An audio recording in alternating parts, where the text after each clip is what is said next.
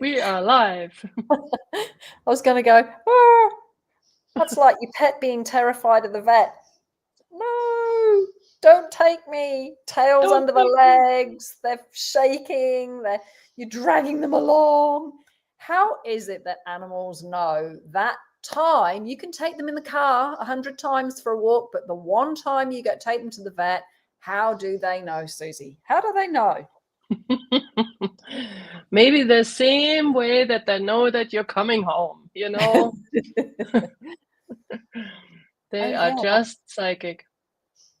Yes, everything is energy. Everything's energy. Everything's energy. So, and this is where this story gets built up. If you go into anticipation of taking you, say your dog's got to go and get its nails clipped or something like that,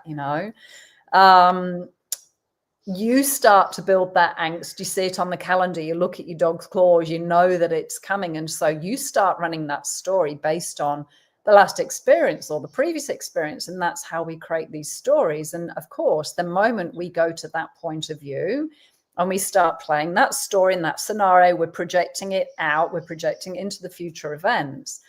And how do we ever get to change that? If the story continues, the animal perceives your angst. Remember, it looks to you energetically to know whether it's safe or not. And if you're starting to get stomach churns and nervous and you're getting freaked out and anticipating and creating the worst case scenario, what does that transfer to the animal? What message is that giving to the animal that, I think a lot of people aren't really aware of how impactful that can be and how that sets the scenario time and time and time again. Yeah. And it's so imperative to pay attention to where you're at with all of that. Because like we've said, you might think that means absolutely nothing or it has nothing to do with anything, but it is so important. Anytime you're anxious, your dog picks that up, your animal picks that up. It doesn't even have to be a dog. Any animal will pick up your anxiousness. And they will always look around to see what they're missing or what's going on first too. And then when they don't really detect anything, then they have to go by your anxiousness and go, well, if my person is so anxious, there must be something I'm missing. And so then they get even a bit more intense because in a way they don't know what they're missing. So, that also can create a little bit of well, it's always dependent on your animal. If you have a very secure and happy-go-lucky kind of an animal, that may not faze them at all. But if your animal is already anxious about life and living in this human world, then this might just really put them over the top. So what can you do to calm yourself down is really the question, first of all. What can you do to be the rock in the stream so that you can be that for your animal? Because if you became that energy, you can then help your anxious animal to calm down. So, and that can sometimes be a bit harder than, said than done. But like, have you found any tricks to calm yourself down with? Yeah, I mean, one of my favorite ever tools is a shot of whiskey. No, I'm kidding. I'm kidding.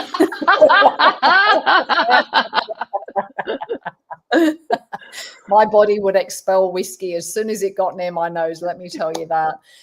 No, one of my favorite tools. That's a good one.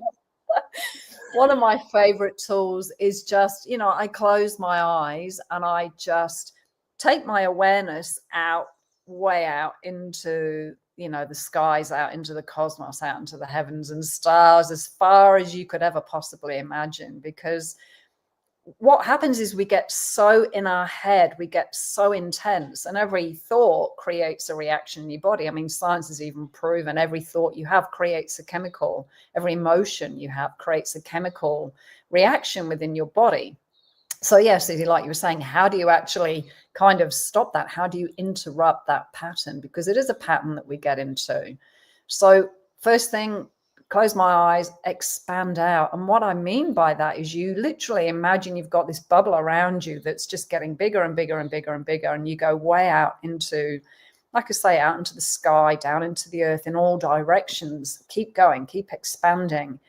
And at some point through that exercise, it's like this sense of peace permeates. I take a bit of a breath and my body relaxes and I'm out of my head. I've stopped head tripping. I've stopped, perpetrating all of this crazy stuff in my head. And it's like I kind of pop out into this space where there's a lot more peace and relaxation. And it's a muscle. If you are a person that is generally, you describe yourself as anxious, maybe try stop doing that. Stop projecting that at yourself. Look at I'm so emotional. I get really upset. Stop saying that. If you would like to create a different reality for yourself, head in the direction of what you would like to have and be. Okay, I'm learning to relax. I'm learning to be more peaceful. I'm learning to just allow things to flow a lot more. Use that languaging. That's a lot more encouraging. And you're actually communicating to your body, hey, how do we be at peace? So that exercise and just being aware of, now I'm actually going to take myself, I'm going to gently guide myself in the direction of what I would like to be emotionally. And yes, it's a muscle and you have to keep choosing it to change that pattern. Then when you start to be that, you'll see your animal will start to perceive the difference in you. So yes, it can happen instantaneously. And sometimes it, like some things, it takes repetition to build a new way of choosing to function and be. So that's probably my number one thing. What about you, Susie?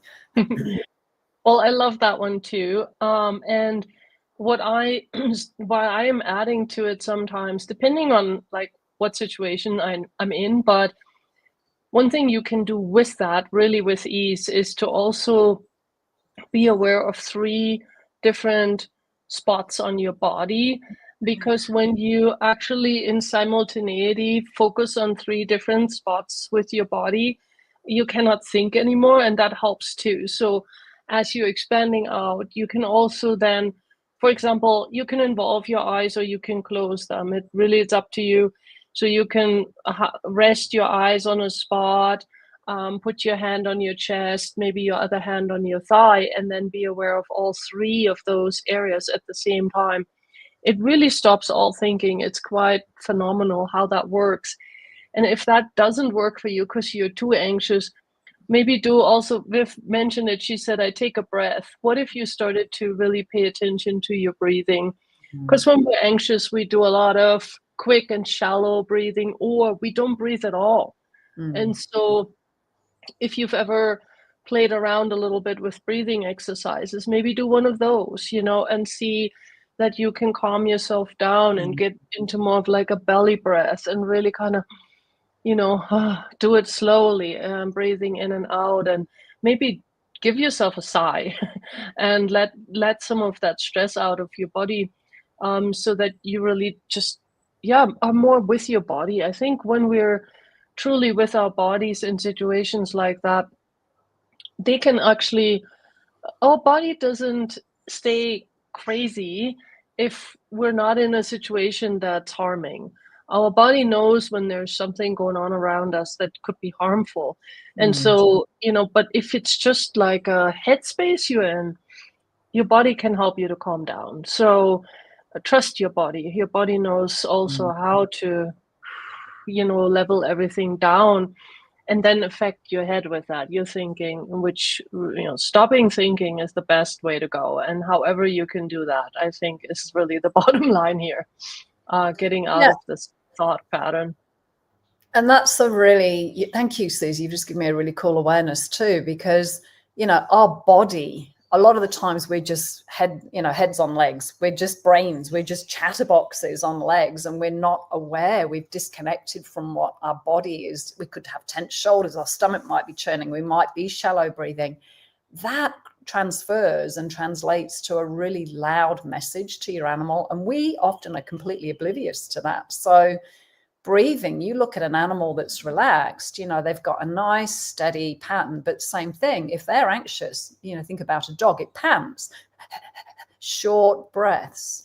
So if you can relax, if you can just take some slow breaths, and it could just be inhale counting to 3, exhaling counting to 3, just to start to interrupt that pattern, what your body is doing when you're conscious with that and you're more relaxed and choosing to relax into that, that totally changes the conversation energetically that your animal is perceiving. This is before you've done anything, you've given any verbal command, you know, and this is the other thing that can create confusion. You're already in an anxious state and you're going, it's all good, you'll be okay, it's all right, I love you, you're okay, you know, and people start getting anxious and patty and fretty and giving that energy to the animal, and the animal's going, no, I'm perceiving energy, I'm not hearing your words. And so this is where we create this confusion again, because what we're saying doesn't match the energy and they're perceiving the energy. So you have to get to a space first, and then what could you be for your animal in regards to, let's say you've now arrived at the vet, Susie, and you've got a dog that doesn't want to get out the car. It can smell and sense and everything. What would you do then in that situation? I would no. Have a shot of whiskey. Into my dog.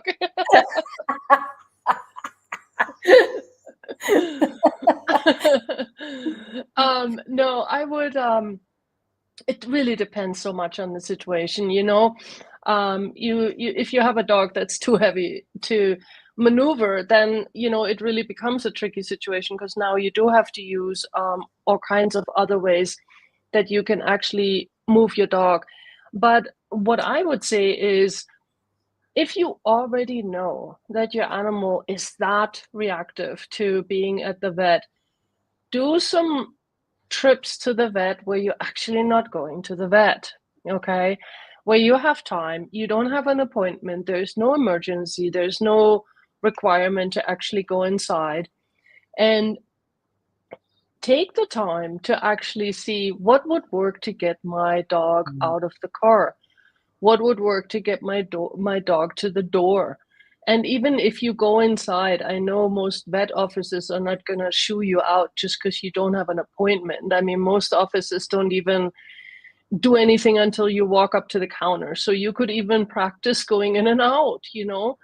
What could you do to make this a more relaxed thing for both of you, for you and your animal? And by the way, do this with cats too. Cats, most of the time, are so scared in the car because the only time they're ever going in the car is if they go to the vet. What if you sometimes drove your cat someplace and then just let them out of the carrier and gave them their favorite treats and put them back in the carrier and drive back home? Or if you have, you know, a harness for your cat or whatever, go to a new place, let them explore. Like we can do so many things to actually set a different tone and to not have to end up in a situation that is where we already are in panic mode, but we can really prepare, and we forget that. And I think most of us don't take the time to do that. But this is some time well spent that could really save you in an emergency situation, or in a place where, you know, there has to be a rush to get there, and then you know your animal is actually going to walk in, or you know, or at least is not going to put up a huge fight while they're being carried in, or whatever might be going on. Yeah, and there's also things like rescue remedy or emergency essence. You know, there's plenty of relaxation, natural relaxation, excuse me, possibilities that you could provide for your animal too, you know. So there are other things, there are homeopathics that can work too. It's just whatever you're interested in, whatever you're willing to try with your animal. So it doesn't have to be this horrendous experience for your animal or for you. And the beautiful thing is it can change. You know, you may not ever get rid of it 100%, you might, but at least to alleviate that initial, like, that's such a great idea, just to go there for the, you know, the experience of it, sit in the waiting room, just to kind of desensitize, if you like, and build a different story for yourself and a different experience for you and your animal. So I was really fortunate. One of my close friends was my dog's vet for a long time. And she, sometimes I could, if my dog needed needles for anything, or she needed something checking, her teeth or whatever, we'd go around on a Sunday afternoon with a couple of beers and we'd just sit out on the deck and sit down, and she'd just kind of, move over to Mia and give her a bit of a cuddle and give her a treat. And she just kind of, slide the needle in the back of her neck, or she'd just, have a look at her teeth or check whatever it was that we were having a thing with. And it totally dissolved and distressed. And for her as the vet, she was saying, this is actually really rewarding for me too, because it distresses the vet. Maybe when they first chose to become a vet, they didn't anticipate all of this side of veterinary. They weren't prepared for the emotional journey that they have to go on as vets too. Because I think sometimes we see them as, they can be, they're very efficient when they're in the surgery or in the waiting room or wherever they have to be. But they also have their journey with, they don't like to see distressed animals or know that what they're about to do is causing distress. So it was really beautiful to see her side of it too, that she was like, this is actually really rewarding for me. It's actually decompressing some of the stress I have around giving dogs needles, for instance. So a lot of people don't think about what it's like for the vet or the nursing staff as well. So there's a lot going on energetically for everybody's body in those environments. So yeah, and animals are highly aware of all of that too. So yeah, what more ease could you have? And asking this question, what more ease could I and my pet have with these types of experiences, which are part and parcel of having an animal, whether it's a horse and you have to get the vet to come out. It's a bit different when you've got a much larger animal, but there's still stuff attached to, having the vet come out. So, yeah. Well, yeah, and the thing is too, like even like you mentioning a horse, I think it's so important to also in this moment, the vet is coming and they want to touch your horse. And if you have a horse that's a little bit shy with strangers, excuse me, that's a yet another thing that you can do to desensitize that horse to strangers coming over and like looking in their mouth, looking in their ears, petting them all over, lifting up their tail, and all that kind of stuff. And the more you can prepare for these things, like we've said, makes you calmer too. Mm. Yeah, and, this is a big part of caring for animals. To imagine being in a space where your emotions weren't overriding the situation, where you could stay calm and at peace and be there in a way that is a contribution to your animal, even if they are scared or uncertain. If they're looking to you and you're a cool, calm space, that reassures them. So. And it's a journey for us. If you are an emotional person, if you do, label yourself as whatever, anxious or stressed or whatever, it is a journey and it's a choice. And the rewards and the dividends beyond being controlled by that emotional reaction are just infinite. You get to enjoy things a lot more, and you start to realize you can influence a situation. You do have the space and the ability to influence the outcomes of things, not from control, but from a very different space that almost is magical and miraculous and effortless, And for me, it's like, that's me, that's my middle name, let's go. Why wouldn't you desire to have more ease and peace and effortlessness with difficult situations in your life, period? Yes, with your animals, but also to be, like the master of your emotions, where they're not ruling you and sending you off into Crazyville regularly, Yeah. So yeah. And this is where I love the tools of access consciousness and talk to the animals, because it's all about, I guess, decompressing you from situations or experiences that you've had in the past that have created you to be this reactionary person. It doesn't have to be like that, for you or your body. And that, like I say, it pays dividends in so many different areas of your life. And for me, the animal kingdom facilitates this every day. You see the birds and there's a thunderstorm coming and they're like, oh, well, I'll just fly to the tree and sit in the tree. The horses just turn their bums to the rain. They don't get all freaked out and stressed out because there's a storm coming, as an example. Yeah. And one other thing that I want to mention too is a lot of times, Viv, you mentioned it earlier, we try to console our animals and we try to tell them everything is okay. And oftentimes that doesn't really work. And one of the things that also doesn't work is petting them. And I've seen so many people do that at the vet, but it's this repetitious sort of, the energy of it has this just like automated movement, which actually, if you do that with a cat, they usually bite you after a very short period of time. But our dogs usually endure it with more grace, I guess I should say. But yet, what I have noticed, because my dog Diego, he does not like strangers. So for him to be touched by a stranger is really a big deal. Like, it's not something he wants to experience, especially on a very first meeting someone. And so what I have found with him too is that if I just really, at the vet even too, when we sit there and he is nervous, what I do is I basically just, he's a big dog, he can't sit on my lap, but I pull him as close as I can to me, and then I just basically hold him. And I don't stroke him, but I'm just calm, but I hold him. And it's very interesting because if he is in that position for a while, he will actually lay down and start to relax. But that's just me putting my hands on him. And, having his shoulders or squeezing him a little bit around the chest, or, wherever I can just keep my hands, but I just have them there firmly. I don't try to pull him or anything, but I'm just having them there firmly, and I just infuse my calm energy into his body.